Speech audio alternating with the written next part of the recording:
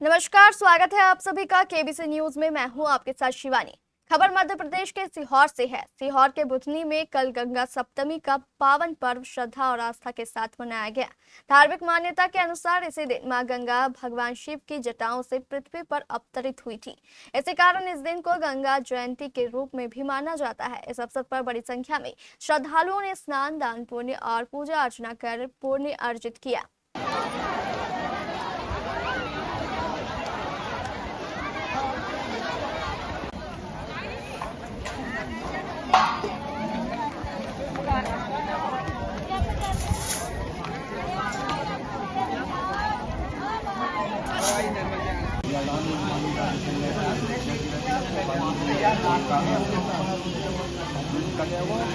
पौराणिक कथाओं के अनुसार राजा भागीरथ ने अपने पूर्वजों की मुक्ति के लिए कठोर तपस्या की थी।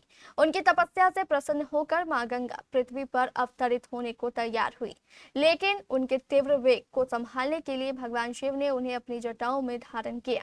इसके बाद मां गंगा का पृथ्वी पर अवतरण हुआ और भागीरथ के पूर्वजों को मोक्ष प्राप्त हुआ। इसी घटना की स्मृति में गंगा सप्तमी पर्व मनाया जाता है।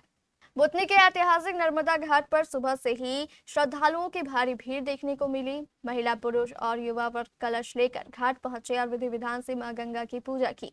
गंगा स्नान, दीपदान और दान पुण्य का विशेष महत्व होने के कारण लोगों में खासा उत्साह नजर आया। श्रद्धालुओं ने गंगा माता का स्मरण कर परिवार की सुख समृद्धि और खुशहाली की कामना की। इस अवसर पर नर्मदा घाट पर भंडारे, तुलादान, हवन पूजन और अन्य धार्मिक कार्यक्रमों का आयोजन किया गया। पंडित राकेश परासर द्वारा वैदिक मंत्रोच्चारण के साथ विधिवत गंगा पूजन संपन्न कराया गया। पूजन के लिए आकर्षक मंडप बनाया गया था, जहां श्रद्धालुओं ने श्रद्धा भाव से भाग लिया। धार्मिक मान्यता है कि गंगा सप्तमी के दिन किए गए स्नान, दान और पूजा अर्चना का कई गुना फल प्राप्त होता है। यही कारण है कि इस पर्व का सनातन परंपरा में विशेष महत्व है। पूरे दिन क्षेत्र में भक्ति और आस्था का माहौल बना रहा। हमारे सीहोर संवाददाता कन्हैया नाथ ने बताया कि गंगा सप्तमी के इस पावन अवसर पर श्रद्धालुओं ने आस्था और विश्वास के साथ मां गंगा का स्मरण कर पुण्य अर्जित किया।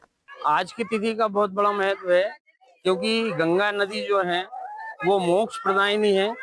ये हम सभी पृथ्वीवासियों के लिए नहीं थी, लेकिन हम ही में से भगवान राम के वंशज, जिनका नाम भगीरथ था, उनके कठोर परिश्रम से उन्होंने भगवान शंकर की प्रार्थना की, उनकी आराधना की और उनके आराधना के फलस्वरूप आज ही की तिथि को भगवान शिव की जटाओं में, जैसा कि गंगा को ये अभिमान था कि मेरे प्रबल वेग को सहने की क्षमता किसी में नहीं है, तो भगवान शिव ने अपनी जटाएं खोल दी और आज की तिथि में गंगा सप्तमी पर ही गंगा जी भगवान शिव की जटाओं में प्रविष्ट हुई थी।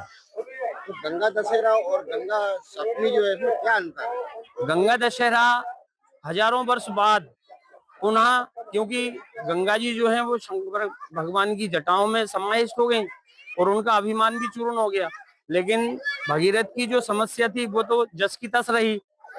फिर उन्होंने पुनः भगवान शिव की आराधना की कि भगवान शिव आपकी जटाओं से गंगा जी को पृथ्वीवासियों के लिए प्रवाहित करें। तो गंगा दशहरे पर ही भगवान शिव की जटाओं से गंगा पृथ्वी पर आई और 3 रास्तों से पाताल तक गई। इसी से उनका नाम त्रिपथगा भी हुआ। पाताल लोक में जाने के बाद उन्होंने भगीरथ के परिवार के जो पूर्वज थे उनका मतलब उनको मोक्ष प्रदान किया। इसी तिथि को गंगा दशहरे के रूप में मनाया जाता है। हर साल की अपेक्षा इस वर्ष भी गंगा सप्तमी पे बहुत बड़े कार्यक्रम होते हैं और यहाँ पर गंगा सप्तमी का कार्यक्रम चल रहा है। यहाँ से हजारों किलोमीटर दूर दूर से यहाँ श्रद्धालु वगैरह आते हैं और उनको भोजन प्रसाद वगैरह किया जाता है। भंडारे का आयोजन और किस्मों से चलता रहता है। इसी प्रकार से यहाँ हर वर्ष कार्यक्रम भी होता है और भंडारा प्रसाद आदि का लोग फायदा उठाते हैं। से गंगा सप्तमी का त्योहार बहुत ही धूमधाम के साथ मनाया जा रहा है और कलश यात्रा वगैरह निकलती है और सभी लोग सच्चे मन से भावना से गंगा मैया का पूजन करते हैं।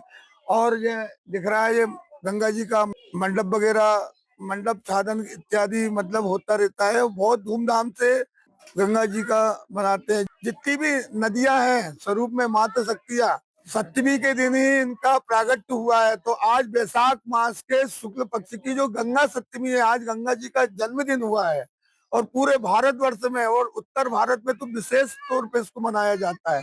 तो उसी क्रम को मनाते हुए हम भी यहाँ पर बहुत धूमधाम के साथ गंगा जी का ये मना रहे हैं।